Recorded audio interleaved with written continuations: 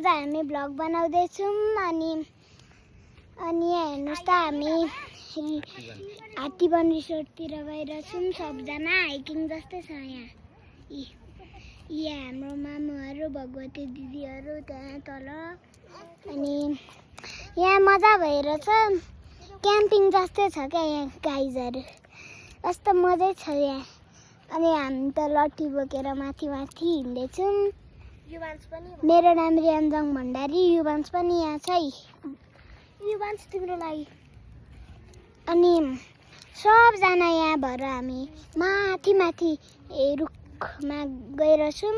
अनि मेरो नाम रियान्जङ भण्डारी हो। लाइक एन्ड सब्सक्राइब गरिदिनु होला। धन्यवाद। हेलो, हामी हाइकिङमा छौँ है। हाई भन्देऊ युवांश। हाई गरिदेऊ। आहा कस्तो रमाइलो हाइकिङ है। हाँस्देऊ ल ल हात यस्तो गर।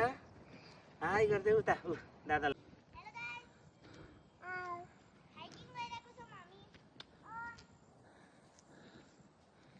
हेलो भन्देऊ। हेलो भन्देऊ। माया गरिदेऊ। हाई भन्देऊ। हजुर हेलो हेलो भन्देऊ। के गर्नु पर्यो? हजुरको हाइकिङ कस्तो भइरहेछ?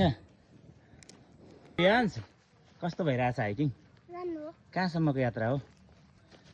यता हेरिदिनुहोस् दादाभाइ। क्यामेरामा हेलो भन्देऊ।